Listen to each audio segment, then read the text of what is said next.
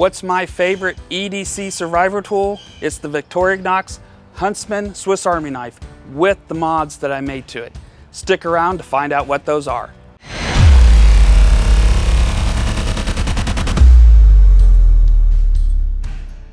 Hi, I'm the OCD Hunter, bringing you tips, tricks, DIY hacks, and other useful ways that my OCD can help make your life simpler. I carry the Victorinox Huntsman Swiss Army knife wherever I can carry. Now, I did a full video review on this as well as the history. If you want to watch it, just click the link down below. Also, for this mod, if you're interested in any of the items we used and you want to support the channel, check the description below and the links will be there where you can buy them. Finally, our new OCD Hunter t-shirts are out. If you would like to purchase one of those, links are down below. But with these, let me know if you purchased it by putting a comment in the comment section, and also let me know how the vendor does. Let's get into the video. Let me first show you what the mod is, and then I'll go over how I created it. To start off with, I have a piece of fat wood wrapped with some twine, allowing me to make a quick tinder bundle if needed to start a fire. The fat wood I used is the Duraflame brand, and I bought it off Amazon. I'll do a full review on this product later to see the quality of it. The fat wood is then connected to Paracord that is configured so it can be quickly deployed. However, with the way I have it set up, it is locked into place so I don't have to worry about it accidentally untying. Now, the Paracord is about 3 to 4 feet in length, so it is long enough to make a bow for a bow drill fire if needed. The Paracord lanyard also serves another function. The knife scales can be slippery, especially in dress pants and shorts. I've actually found that the knife will slide out of my front pocket sometimes after sitting a while, leaving me searching for it on an occasion. The Paracord lanyard was one way to stop this from happening, by helping it to have more friction and girth now to keep it in my pocket. It also gives a little bit more size so I can feel that it's still there. One thing I like to mention is that if you are someone who puts a lanyard on for decoration, that's great. That's totally up to you and I'm not dissing it. But for me, I want the practicality side of things. I want to be able to utilize that cordage easily if I need to. In an emergency situation, I don't want to be trying to untie a fancy braid. So the only time I put a lanyard on my knife is if it can be used for the cordage in a quick way. Once again, I'm just telling you why I choose to set up my stuff this way and not telling you that you've done it wrong. It's just one of my OCD things about me. That's why I like this setup. Let me show you. All I have to do is unhook the ring and then pull, and I have my rope ready. The quick link serves two purposes. It locks the paracord from accidentally deploying and makes it easy to remove and put on other knives or tools if I might decide to carry something else that day. Of course, I always carry this so it never leaves, but the option is nice. So next, inside the corkscrew, there's a small pinhole for a straight pin. This model knife doesn't come with the pin, but I filled mine with a sewing needle. I had to experiment with what size fits best, but it is held in nice and tight, and I just used the corner of my tweezers to help pull it out. This also goes with the quick deploy paracord because I can now quickly sew up something with one of the inner strings and retire the paracord, leaving it in a nice, neat package. And finally, I have replaced my toothpick with a ferro rod. It is by a company called Tortoise Gear, and the rods are called Fireflies. I think it is so cool that someone finally found a way to marry a ferro rod with the knife. I'll do a full review on this product as well. But in the meantime, if you want to get one, you know there's a link in the description. Now that I've showed you my mod, let me show you how I make it. First, I found one of the flatter, more square pieces of fat wood and cut it down to about 2 inches. Then I took a small drill bit. I used a 7/64 and drilled a pilot hole. Then moved to a 7/32 drill bit to make it big enough to allow the paracord to go through.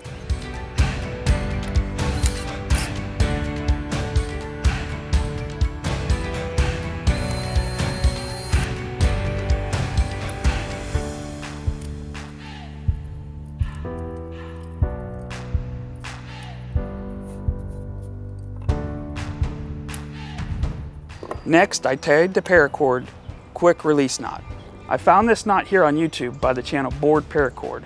who gave credit to the knot to someone called something like Meatball Paracord. But I couldn't find him here on YouTube, so if you want to know more about it, make sure you contact this board paracord guy, and he could probably hook you up with what you need. The way you tie the knot is quite simple, quick, and easy. The hardest part is getting it started. To decide how long you want it, you'll fold the paracord once to get the length. Once you get the length, you'll have two sides, a right and a left. First, take the right side, make a loop and go behind all the lines, then come back in front and put through the loop.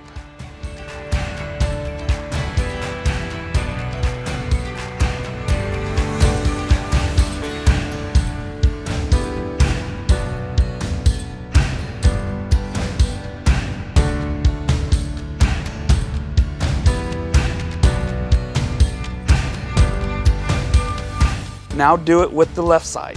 Make a loop and go behind the links and then come around and put into the hole.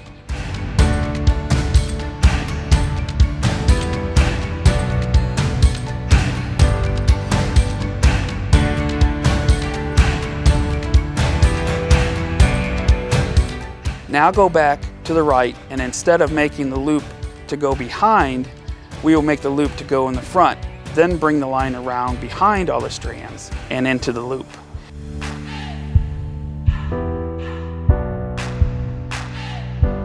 Now do the same thing for the left. Make the loop in the front, bring the line around and behind all the strands, then into the loop and tighten. That is one full step.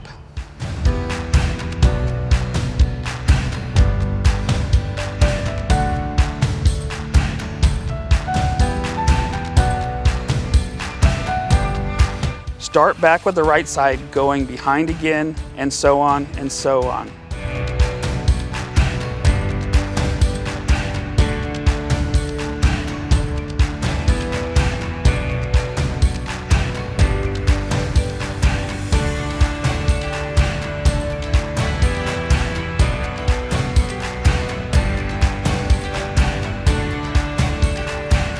Making your last tie with the left side, making the loop in the front, and going around the back and through the loop.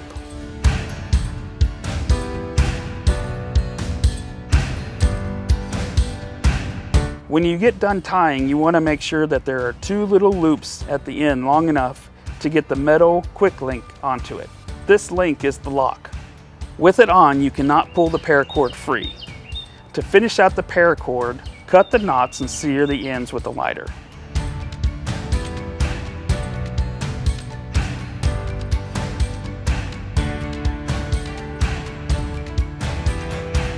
The metal link is what I attach to the knife.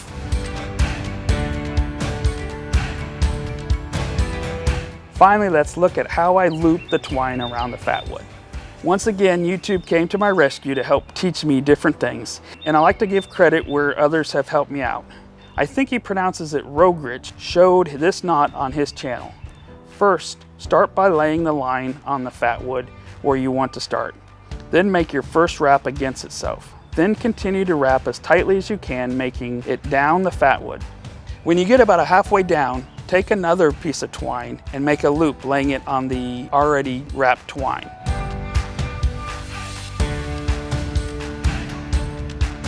Then continue to wrap the twine tightly. When you get to the end, this is where we differ a little. Place the end of your twine into the loop and pull the loop back through. He leaves a tagline, I don't. I don't want any chance at snagging on something. I pull tight and cut off the excess. That's pretty much it. I've been quite pleased how long this has stayed in place without raveling.